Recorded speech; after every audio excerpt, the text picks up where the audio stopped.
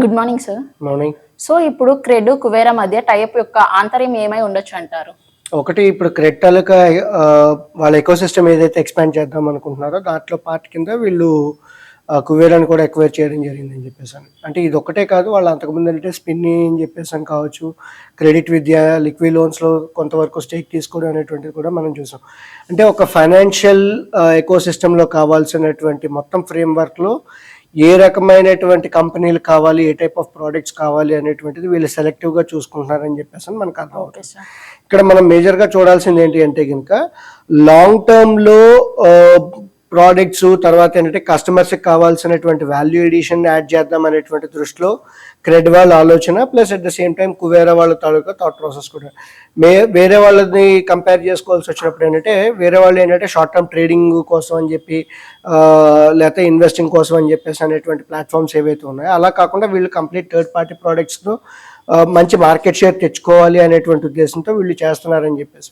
And in fact cred వాళ్ళకి ఎప్పుడైతే ఇంతకుముందు ఏంటంటే వాళ్ళు క్రెడిట్ కార్డ్స్ ఓరియంటెడ్గా, తర్వాత లోన్ ఓరియంటెడ్గా, పర్సనల్ లోన్ ఓరియంటెడ్గా, తర్వాత buy now pay later kind of ఓరియంటెడ్గా లయబిలిటీ సైడ్ ఎప్పుడైతే ఉన్నారో ఇప్పుడు అసెట్ సైడ్ కూడా రావడం జరుగుతుంది. అంటే third party mutual fund products కావచ్చు, థర్డ్ పార్టీ ప్రోడక్ట్స్ ఏవైతే ఉన్నాయో కావచ్చు, అడ్వైజరీ కావచ్చు, ట్యాక్స్ ప్లానింగ్ కావచ్చు, ఇలాంటి వాటి మీద కూడా వీళ్ళు వస్తున్నారు అని చెప్పేసి మనం చూస్తున్నాం.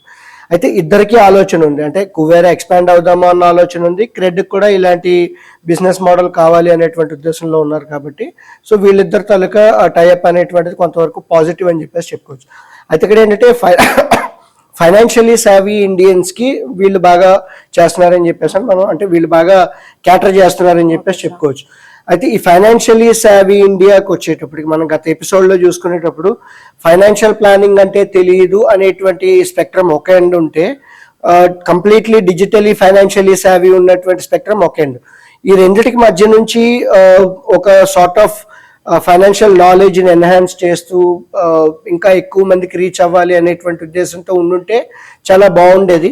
అలా కాకుండా వీళ్ళు ఏంటి అంటే జెన్జీ ఎవరైతే ఉన్నారో, అంటే మీలాంటి వాళ్ళకి కొంతవరకు ఫైనాన్షియల్ ప్లానింగ్ మీద అవగాహన ఇస్తూ మంచి హ్యాబిట్స్ ఏవైతే ఉంటాయో హ్యాబిట్స్ని రివార్డ్ చేస్తూ, క్రెడ్ పాయింట్స్ కింద రివార్డ్ చేస్తూ, పాజిటివ్ హ్యాబిట్స్, ఫైనాన్షియల్ ప్లానింగ్తో పాటు వెల్త్ క్రియేషన్కి కావాల్సినటువంటి పాజిటివ్ హ్యాబిట్స్ని రివార్డ్ చేస్తున్నారని చెప్పేసి చెప్పుకోవచ్చు. సో ఓవరాల్గా వీళ్ళు చేస్తుంది మంచిదే అని చెప్పేసి అని అనుకోవచ్చు. కానీ ఈ రోజుల్లో మంచిగా ఉండేందుకు డబ్బులు పే చేసే వాళ్ళు ఎంతమంది ఉన్నారు అనేటువంటి క్వశ్చన్ వచ్చేటప్పటికి, ఇప్పుడు శ్రీవల్లి డబ్బులు దాచితే నీకు ఒక రివార్డ్ పాయింట్స్ ఇస్తాము అని చెప్పేసి మనం అనుకుంటున్నాం. కానీ ముందు నిజంగా నువ్వు డబ్బులు దాస్తావా లేదా అనేటువంటి ఐడియా కావాలి. అండ్ నువ్వు దాస్తే ఎప్పుడూ నీకు రిఫండ్ వస్తుంది అనేటువంటి థాట్ ప్రాసెస్లో నువ్వు ఉండేటప్పుడు, ఇప్పుడు డబ్బులు అయితే దాచావు కదా, సో ఆ థాట్ ప్రాసెస్ నుంచి నీకు రెవెన్యూ కంపెనీ సస్టైన్ అవ్వాలి అనేటువంటి మేజర్ బ్యాక్డ్రాప్ అనేటువంటిది ఇక్కడ ఉంటుంది. ఇప్పుడు కువేరా తీసుకున్నా లేకపోతే క్రెడ్ తీసుకున్నా రెండు లాస్ మేకింగ్ కంపెనీసే. ఇప్పుడు కువేరాకి ఏంటి అంటే కనుక లాస్ట్ ఇయర్ ఆల్మోస్ట్ వాళ్ళకి 4 కోట్ల వరకు రెవెన్యూ అనేటువంటిది రావడం జరిగింది. 4 కోట్ల వరకు లాసెస్ అనేటువంటివి రావడం జరిగింది. వాళ్ళకి రెవెన్యూ చూసుకుంటే 90 లక్షలు. సో 90 లక్షల ఆదాయం వచ్చినా కూడా 4 కోట్ల లాస్ అనేటువంటిది కువేరాలో ఉండడం జరిగింది. క్రెడ్ సంగతికి వచ్చేటప్పటికైతే 1400 కోట్లు రెవెన్యూ వచ్చినా మళ్ళీ 1350 కోట్ల రూపాయలు లాస్ అనేటువంటి చూడడం జరిగింది. అంటే ఏంటి, మొత్తం 2800 కోట్లు ఖర్చుల కింద అయ్యాయి. యాడ్ స్పెండ్స్ కావచ్చు, మార్కెటింగ్ కాస్ట్ కింద కావచ్చు, టీమ్ తాలూకా కాస్ట్ కింద కావచ్చు. సో ఈ లాస్ మేకింగ్ ఏదైతే ఉందో ఆ బిజినెస్ మోడల్ అనేటువంటిది మారితేనే కానీ ఆ కంపెనీలు అనేటువంటివి సస్టైన్ కావు అని చెప్పేసి మనం చెప్పుకోవచ్చు. అండ్ ఇంకొకటి, ఇప్పుడు వీళ్ళకు ఉన్నటువంటి థాట్ ప్రాసెస్లో క్రెడ్ వాళ్ళు కావచ్చు, కువేరాకి కావచ్చు, వాళ్ళు కూడా స్టాక్ బ్రోకింగ్లోకి ఎంటర్ అవుదామని చెప్పేసి అని చూస్తున్నారు. ఆల్రెడీ ఎగ్జిస్టింగ్ స్టాక్ బ్రోకింగ్లో ఉన్నటువంటి కంపెనీలో బోల్డ్ ఉన్నాయి, అందులో కొన్ని లాస్ మేకింగ్లో ఉన్నాయి, కొన్ని ప్రాఫిట్ మేకింగ్లో ఉన్నాయి.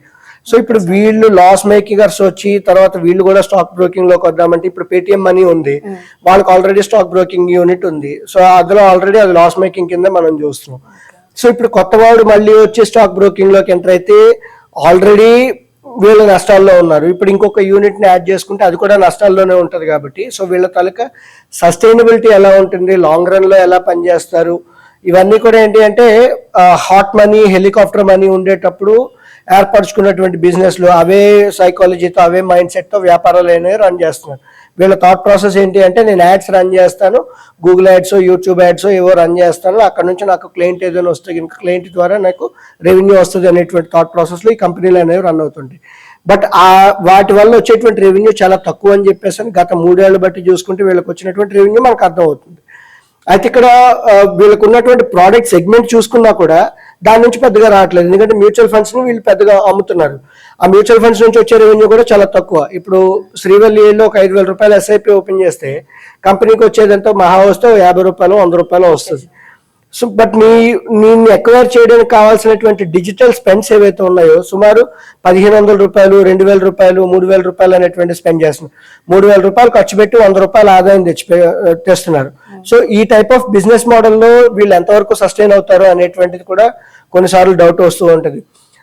ఇన్ఫాక్ట్ ఇంకోలా చెప్పుకోవాల్సి వచ్చినప్పుడు ఏంటంటే ఆర్బీఐ అంత కఠినంగా సెబీ వాళ్ళు కూడా వ్యవహరిస్తే ఇప్పుడు వీటిలో ఉన్నటువంటి బిజినెస్ మోడల్స్ ఎంతవరకు సస్టైన్ అవుతాయి అన్నది కూడా డౌటే మనకి.